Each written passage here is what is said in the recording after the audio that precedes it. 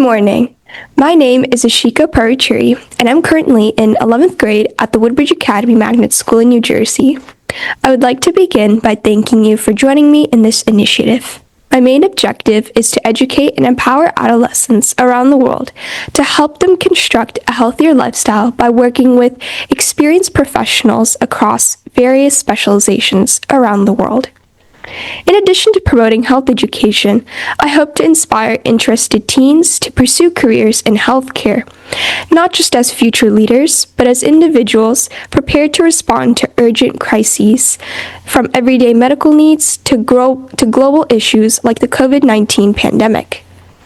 Welcome to the Healthy Teens podcast. I hope you are keeping well. This month, I'm joined by Dr. Sarah West, who holds a PhD in clinical neuropsychology. Working as a board-certified neuropsychologist with extensive clinical experience, Dr. West researches and specializes in various conditions such as Alzheimer's, dementia, stroke, brain trauma, and many more. And for this episode, we'll be focusing on general neuropsychology, brain, and mental health issues that concern teens and the general public, as well as the steps that can be taken to have a healthy lifestyle. And now, Dr. West, can you give us a little background regarding your experience in this field? Absolutely. Thank you so much. And thank you for having me on today. Yes. So like you said, I have a PhD. So my PhD is in clinical psychology. And then I went on to do an additional 2-year specialization in neuropsychology. And so I work in New Jersey as a licensed clinical psychologist who specializes in neuropsychology.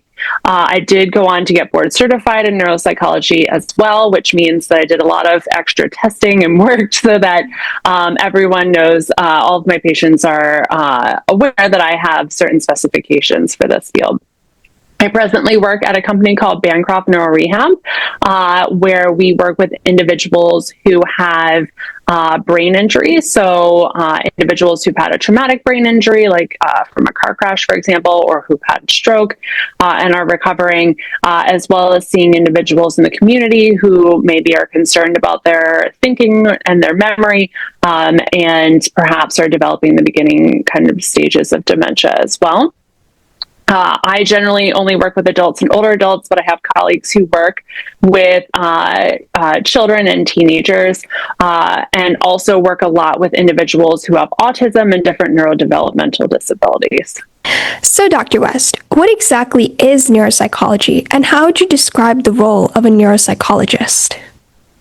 Thank you so much for asking. It's a little tricky because not many people have heard of neuropsychology or neuropsychologists, so it's a little bit difficult to know what we do. And a very simple explanation, and I'll kind of expand upon this. Neuropsychologists study in understanding the relationship of the brain and then behavior. So what's going on in our brain and how that makes us act, think, feel, and so forth. And so one of the big things that we try to measure and better understand is people's cognitive or thinking skills. So things like their memory, their attention, which are really intangible things and can mean different things to different people. And so part of what we do is try to make those intangible things more tangible and measurable, so that it not only helps with things like diagnosis, but also helps in terms of treatment planning moving forward. So kind of understanding where the person's cognitive difficulties are, also understanding whether some of what they're experiencing is related to normal aging or whether this is kind of going beyond normal aging. Or, for children, are we kind of meeting our expectations developmentally or for grade level, or are we kind of missing the mark in certain areas? Speaking of the whole cognitive challenges, how important is it to do early screening for these? Yeah.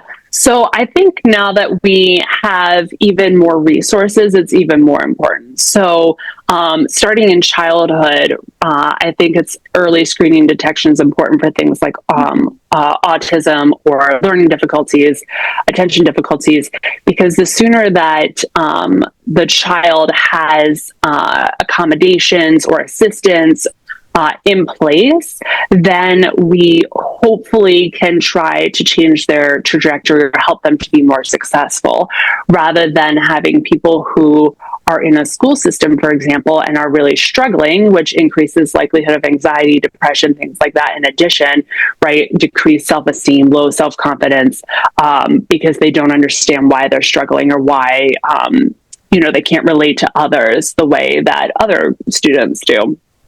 So I think that is very important. And then also as we age, if we have interventions or are starting to see like, oh, maybe someone's starting to just change cognitively, and we can do things like, okay, great, we need to get some exercise going. We need to connect you socially. We need you to, how can we work with a dietitian so that you're eating a bit better and maybe working on your diabetes, for example. Then can we be more likely, or hopefully set ourselves up that you're now less likely to have a stroke than you might have been if you continued on that path, or decrease the likelihood now that you're going to go on and develop Alzheimer's potentially, or if someone is kind of already on that path, the medications, the newest medications we have, the disease modifying therapies, really work better if they're started sooner when people are having cognitive changes than kind of later on. Unfortunately, science is just not in a place where we can restore someone's cognitive or brain health back to where it might have been in the past, or help facilitate skills they might have lost if they have Alzheimer's, for example.